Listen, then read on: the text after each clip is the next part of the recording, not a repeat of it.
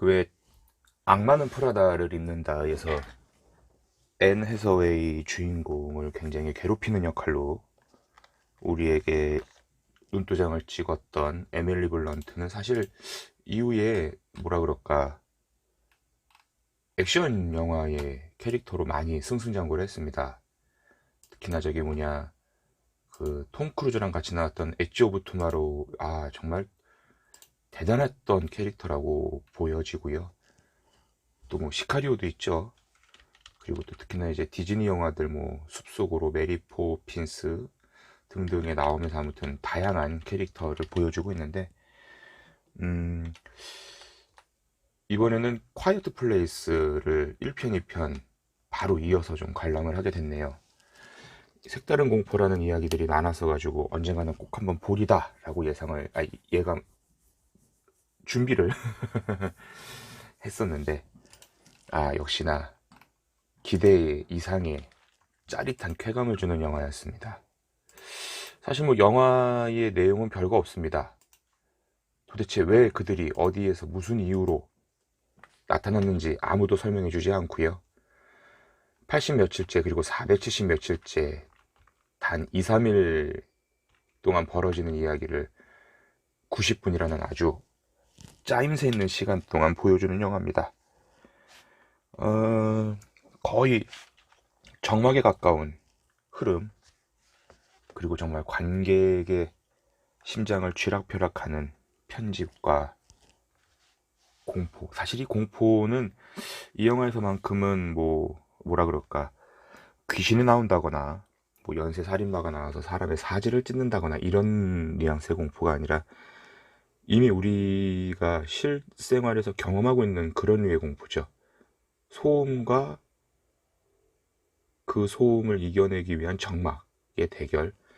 결국 시각적인 메시지는 전혀 감지할 수 없는 이 괴물이 오로지 청각, 이 괴물 머리가 온통 다 아주 커다란 달팽이관으로 뒤덮여 있는 것과 같은 그런 메카닉 디자인도 굉장히 인상적이었고요. 결국은 그 어떤 소리도 내면 안 된다라는 전제 때문에 등장인물들이 신발을 신는 건 꿈도 꾸지 못할 뿐더러 자주 다니는 동선에는 고운 흙을 뿌려서 자연에서 발생할 수 있는 소리마저 차단을 합니다. 사실 뭐 그렇게 철학적인 어떤 스토리텔링이 있다거나 어떤 상징이 있다고는 볼 수 없겠지만, 저는 또 이 영화를 보면서 결국 저도 두 아이의 아빠이다 보니까 여러 가지 좀 묘한 느낌을 받았어요.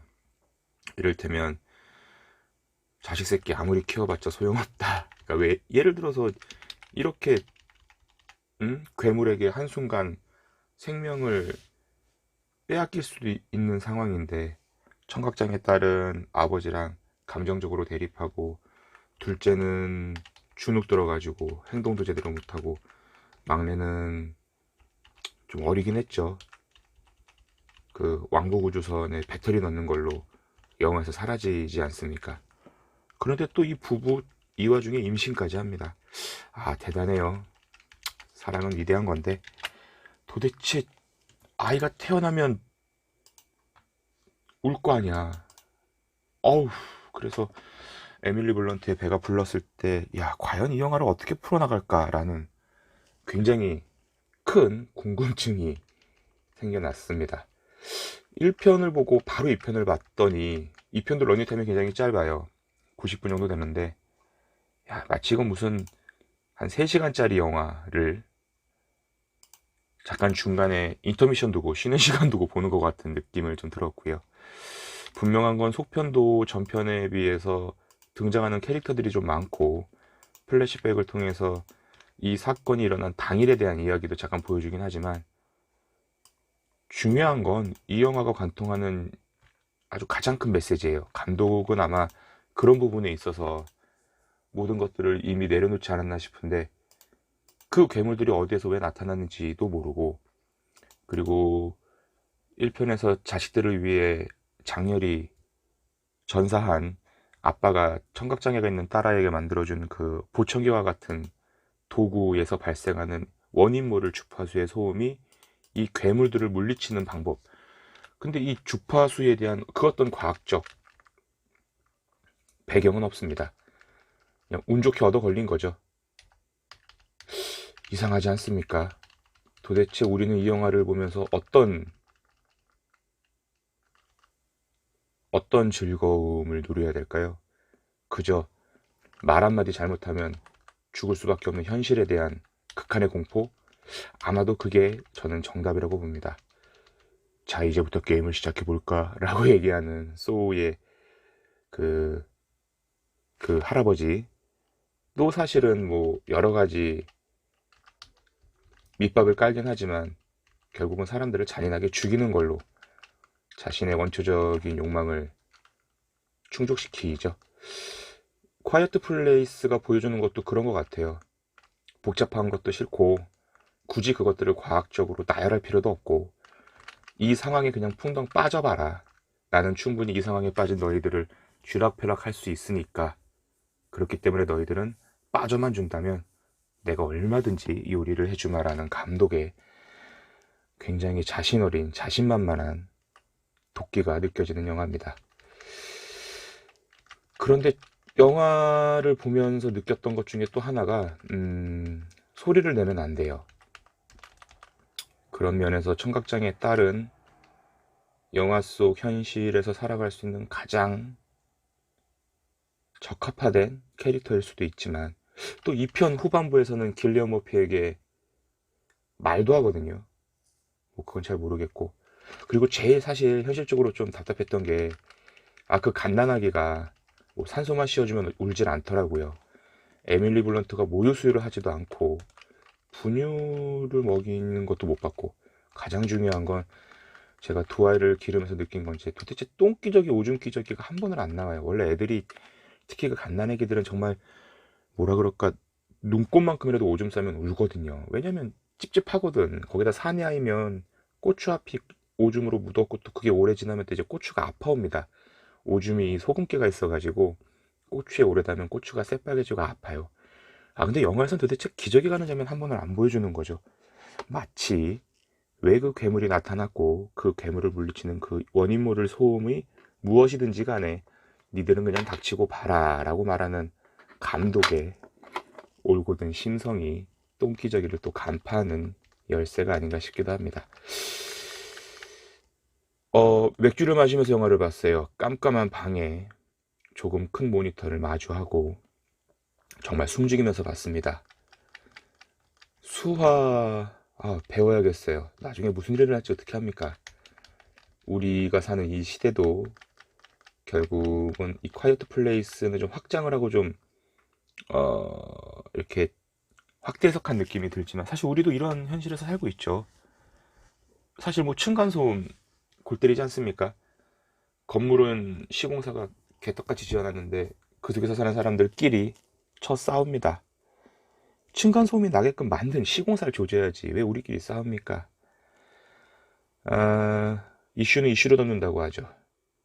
도대체 우리가 왜 싸워야 되는지 저는 지금도 이해를 못하겠고 그리고 현행법상 층간소음이 날 수밖에 없도록 구조적인 설계를 암암리에 눈 감아주는 이 시스템도 사실 문제죠.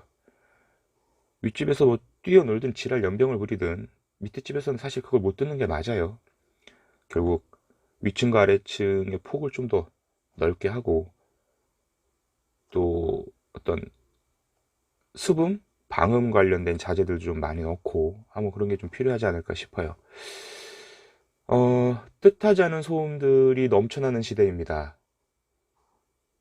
하다못해 지하철만 타더라도 누군가가 휴대폰을 벨소리로 해놓고 누군가는 이어폰으로 음악을 듣지만 소리가 커서 밖으로 다 새어나오고 또 누군가는 유튜브를 보는데 이어폰 따위 없습니다. 껌 씹는 소리, 음식을 먹는 소리, 날카로운 사람들의 대화 소리, 자동차 경적 소리, 여러 가지 소리들이 있죠. 인공적인 소리들, 감당할 수 없는 영역의 소리들. 마치 그것은 봉준호 감독의 기생충 영화에서 나오는 냄새와도 같다고 저는 봅니다. 시각적인 건 사실 간단해요. 눈만 감으면 되죠. 근데 우리가 후각, 코를 막는다고 넘어설 수 있는 벽은 아니고요. 청각, 귀를 틀어막는다고 또 역시 넘어설 수 있는 벽은 아닙니다. 그런 면에서 또 이 영화가 이야기하는 그 묘한 지점이 또 재밌는 게 뭐냐면, 이 괴물들은 자연에서 나는 소리에 대해서는 사실 민감하게 반응하지 않아요. 폭포 소리, 뭐 솔방울이 떨어지는 소리, 분명히 초반엔 반응을 했을 거예요. 냅다 달려갔는데 그 긴 팔로 휘저어봤는데 잡아먹을 게 없는 거지.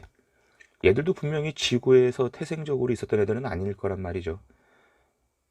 왜냐면 그 하늘에서 비행기가 추락할 뭐 비행기가 추락하는 게 뭐 외계에서 떨어졌다는 걸 암시하는 것까지는 아니지만, 결국 이 괴물들 입장에서는 여러 가지 소음이 들리지만 자연에서 발생하는 소음은 먹을 게 없다. 근데 그 중에서도 짐승들이 울부짖는 소리에 반응을 하면 먹을 게 있다. 그래서 왜 그 중간에 두더지 같은 놈들 지나갈 때 잡아먹죠. 그런 측면에서 사람들이 만들어내는 소리, 인공적인 소리죠. 비자연의 소리입니다. 자연에서 깃든 소리가 아니라 어떤 구조물이 무너진다던가 몸에서 만들어지는 소리, 입 밖으로 나오는 육성들. 물론 사람도 자연의 일부니까 그 육성까지 비자연이라고 말하는 건 불가하지만, 자연이 만들어내는 소리와는 분명히 다른 주파수 혹은 채널, 결이 있는 거죠. 그러니까 결국은 뭐 어떤 근원적으로 뭐 자연으로 돌아가자 이런 캠페인의 뉘앙스는 아니지만, 콰이어트 플레이스가 보여주는 소음의 근원은 결국 인간이라는 문명과 과학 그리고 시스템이 만들어내는 어떤 결과물들에 대한 시기, 혹은 그것들로 하여금, 왜 그런 거 있잖아. 우리가 그 나는 전설이다 영화를 보면 그렇게 윌 스미스가 살아나려고 안전과학을 만들고 좀비들을 때려 부수는데, 결국 그 시대는 사실 윌 스미스가 좀비인 거죠. 그러니까 두 눈박이 세상에서 외눈박이가 장애지만 외눈박이 세상에서는 두 눈박이가 장애인 것처럼, 그러니까 뭐냐면 이 콰이어트 플레이스에서 괴물 입장을 본다면 인공의 소리를 내는 인간이 적인 거죠.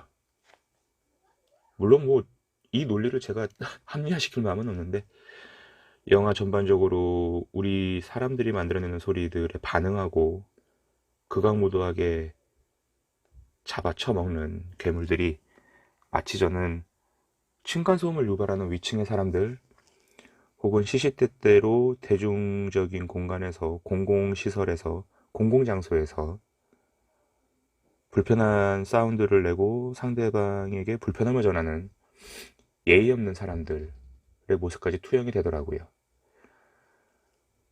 90분짜리 공포영화 굉장히 오랜만입니다. 영화는 사실 짧을수록 좋아요. 100분까지도 좋아요. 근데 120분 넘으면 솔직히 지루합니다. 물론 120분 넘어서도 지루하지 않은 영화들은 많은데, 콰이어트 플레이스가 주는 이 높은 밀도, 현란한 편집, 그리고 구차하게 설명하고 구구절절하게 변명하고 핑계대는 게 아니라 조금은 불친절할지언정 그런 면밀한 설명을 모두 다 제거해서 오히려 몰입하고 집중할 수 있게 만드는 연출은 분명히 뛰어난 감독의 역량이 아닌가 싶습니다. 오늘도 층간소음에 고통받고 힘들어하는 모든 분들을 위해 만든 영화라고 저는 봅니다.